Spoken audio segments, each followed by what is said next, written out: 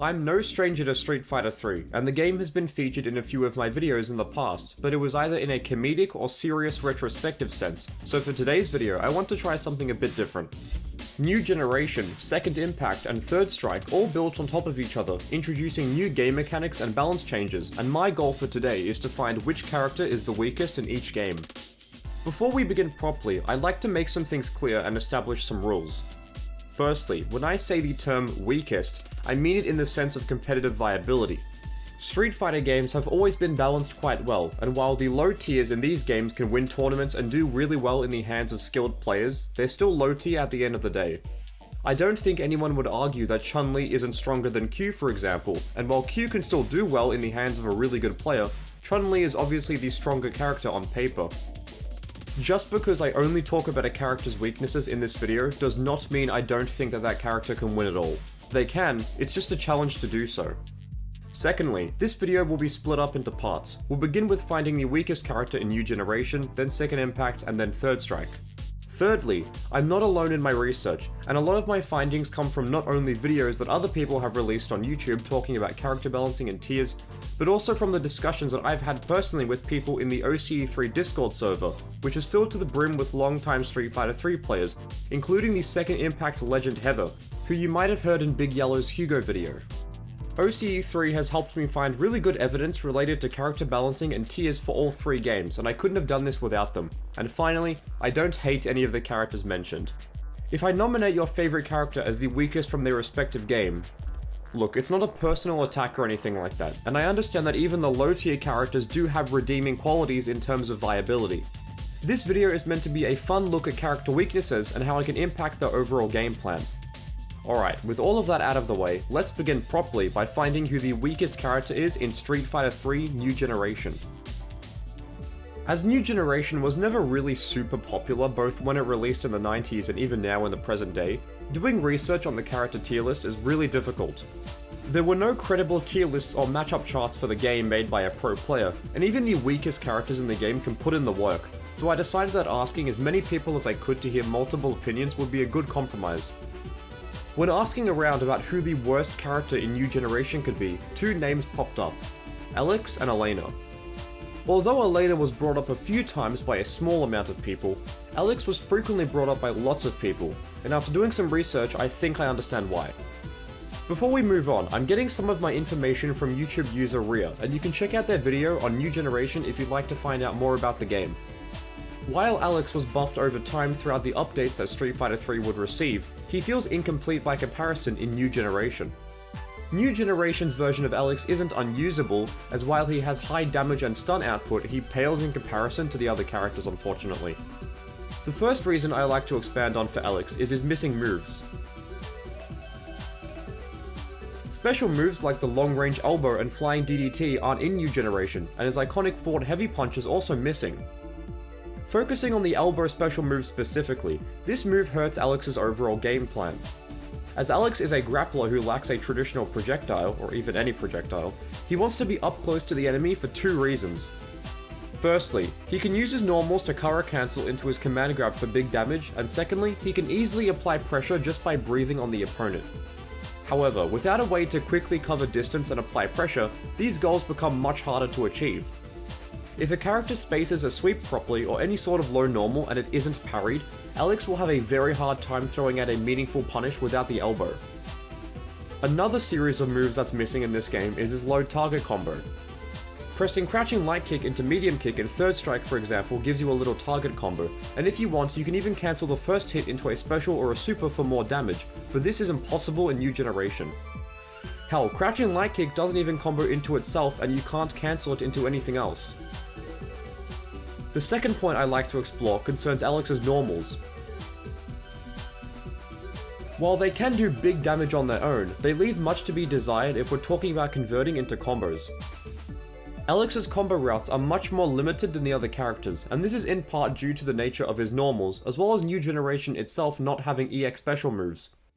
Alex's standing punches don't go very far, and while his heavy punch is a high damage overhead, it cannot be cancelled into anything. It has poor range and it's slow to start up. His light punches are also too slow to combo into themselves, and you can't cancel into a special move with them. His medium punch also has low range, and as far as I can tell, you can only combo it into light flash chop. Standing light kick is a low poke that has decent range, but it can't be comboed into itself or any other special move because there simply isn't enough hit stun. Close medium kick can combo into light flash chop, but if you space it wrong, you'll get far medium kick instead. While this move does have pretty good range, it has long startup and cannot be cancelled, so it's a very committal normal. Standing heavy kick does massive damage and stun, but again, it's also very committal and cannot be cancelled once initiated. All of his crouching punches cannot be cancelled into anything, although his heavy punch is a launcher. In theory, it's possible to combo into his anti-air knee from this, but the first hit of the move has to whiff, meaning this combo is highly situational. This move also causes a flip out, meaning it doesn't lead to a hard knockdown, and if it did lead to a hard knockdown, that would help out Alex a lot. If Alex wants to do a small combo or begin his pressure, he must commit to a standing normal which can be parried by the opponent. His air normals are good, but they lack ways for him to start his offense, except for a Superman punch. This leads to a hard knockdown, which helps Alex start his close range pressure. His jumping light kick is a standout due to it being active all the way down until he hits the ground, although this does leave him open to being hit with a counter hit. And his jumping medium punch, and heavy kick are all great jump-ins to start a small combo with. While Alex does have some good parts about his normals here and there, overall they mostly prevent him from starting big damage combos or setups. Finally, I'd like to briefly talk about my third point, the parry system. Unlike Third Strike, New Generation lets you parry mids either high or low, so if you want to beat out Alex's moves, you can just low parry. This beats out every single normal except for his standing heavy punch overhead, so if you don't know which way to parry Alex, just parry low. If you know about this, then you can completely shut down Alex's pressure with normals if you have good timing, and if you parry something like his crouching heavy punch for example, you can punish him severely for it. With all that being said, it's clear to see why Alex is a strong contender for the least viable character in New Generation. Again, Alex does have great damage and stun output, but his poor combo routes, mediocre normals, and susceptibility to being low parried make him a hard character to win with. When he gets started, Alex can steamroll even the toughest of characters, but getting him into a dominant position in the first place is an uphill battle. 1997 Street Fighter III's Second Impact introduced new features, moves, and characters to the Street Fighter III sub-series, and one of these new additions is Hugo.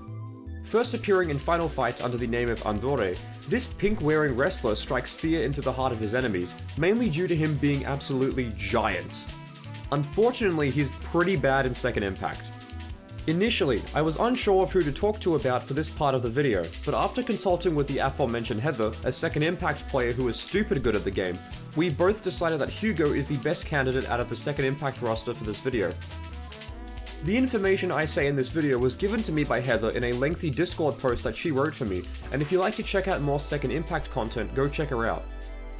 Just like Alex before him, let's talk about Hugo's normals. Out of all of Hugo's normals, there are only 4 that aren't minus on hit. These are Crouching Light Kick, which is only +1, Crouching Medium Kick, which knocks down, Close Heavy Punch, which according to Heather sucks all around, and Crouching Medium Punch, which is 0 on hit. Some of his pokes with great range, like Standing Medium Punch for example, are absurdly minus on hit. This turns what should be a good long-range poke into a normal that can get Hugo punished for daring to use it, as he gets punished by all supers that advance forward enough to hit him out of this. When Hugo is playing footsies in neutral, he struggles heavily due to the poor frame data on his normals. He has nothing that is plus on block, and while his best whiff punish is Super Art 3, it's really slow to advance forward. The move does come out in 0 frames, which admittedly is excellent, but a smart opponent can easily outzone Hugo and stay out of his effective ranges. Also, his only overhead is minus on hit, and while he can combo Super Art 3 meaty on crouching opponents, he has no way to open you up without getting right up close to grab you. Speaking of his grabs, Hugo's grabs have, as Heather puts it, horrific range. If he lands Ultra Throw in the corner, it can lead to a touch of death, but the move itself is slow, and you'd be better off using his SPD since it comes out in 2 frames. This may sound good, but the move itself is extremely stubby, even if you Kara cancel Standing Medium Punch into it. And no, he doesn't have Meat Squasher in this game, so he can't run in and grab the enemy if they don't jump. But what if they do jump? Well, Hugo has the backbreaker grab. It's like Alex's knee, it's an anti-air grab that can put the hurt on the enemy. It'd be a shame though if the enemy could just parry it on reaction, right? Oh dear. I don't think I need to explain why an anti-air grab that can be parried is bad, so let's just move on. Finally, let's talk about Hugo's matchups. Hugo has a dreadful matchup chart, as he is outclassed in virtually every aspect of the game. Footsies, pressure, even strike throw. Yeah, Hugo loses. Shotos like Ryu, for example, can also utilize a bug in the game that lets them combo throw into super, and for some reason, Hugo could not quick rise to escape this setup. Hugo also loses hard to characters like Urien, who can dominate Hugo with jumping heavy kick, standing medium punch, and standing heavy punch. Urien doesn't even have to use any other moves to beat Hugo, he can just abuse these 3 tools and pummel Hugo into submission. If your character has a long-range poke, a fireball, can deal with pressure well, or just bothers to show up to the fight in the first place, then it's safe to assume that they can defeat Hugo. Even during my independent research on Hugo, I stumbled across the Super Combo Wiki website's page on Second Impact, and the very first thing you see when you click on the Hugo section is a message telling you in all caps telling you to not play him. Overall, Second Impact Hugo is a lot like New Generation Alex. They can do massive damage if they somehow get close enough to the enemy to do so, but a vast majority of their toolkits work against them, so choosing these characters, and Hugo more specifically in this instance, is like handicapping yourself and trying to win with an extraordinarily weak character. Moving on to the final revision of Street Fighter 3, Third Strike provides us with an interesting question. Who is worse, 12 or Sean?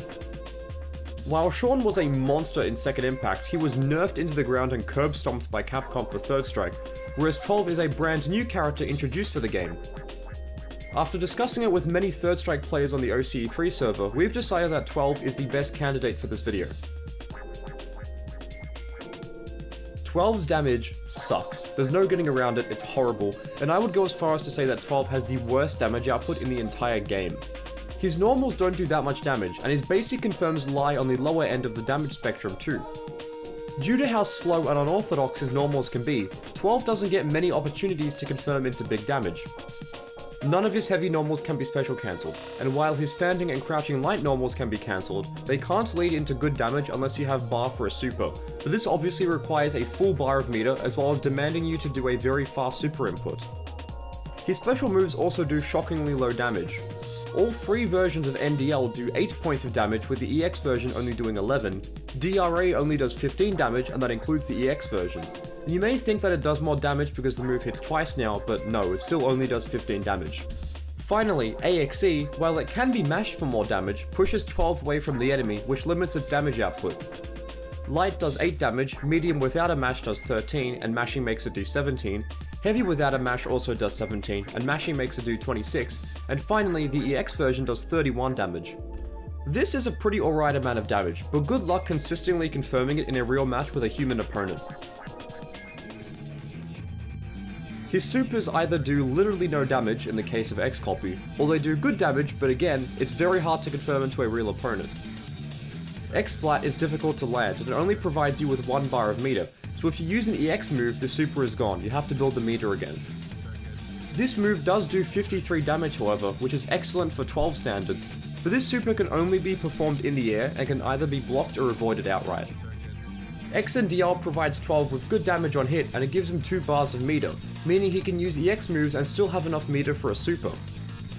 X and DL also assist 12 with going for resets and anti-airs, as his normals are lackluster for these options, although it does unfortunately throw the enemy away, meaning 12 has to find a way in again if it connects. You may have noticed a trend so far in this video about all the characters that I've discussed, and about how they all have mediocre to really bad normals, and 12 is here to take the cake. They're not all bad though, just most of them. I mean, some of them have decent range and meter build, but most of them are slow and committal in nature. His far jab comes out in 3 frames, and it has nice range, but it can't confirm into anything other than X and DL, and the same goes for his far short. Even though far short can be special cancelled, it's still minus on hit, and this goes for most of 12's normals. His far strong, far fierce, close short, standing forward, and standing roundhouse are all unsafe when they hit standing opponents. I also don't think that his heavy normals are that great either. His standing fierce is minus on block and on hit, and although it's an anti-air button, it can be parried by someone who knows the matchup well. It also comes out in 12 frames, ironic, but it's also quite slow for a normal. 12 standing roundhouse has the same problems, because even though it does decent damage, it's also unsafe on block and it comes out in 17 frames. The cherry on top of the 12 sundae is that all of his grounded normals hit mid, meaning you can block them high or low. His only standing overhead is the game's universal overhead, and his other overheads are his jumping normals, which can easily be blocked high. While 12 may suck hard, he can still put in work and win some matches.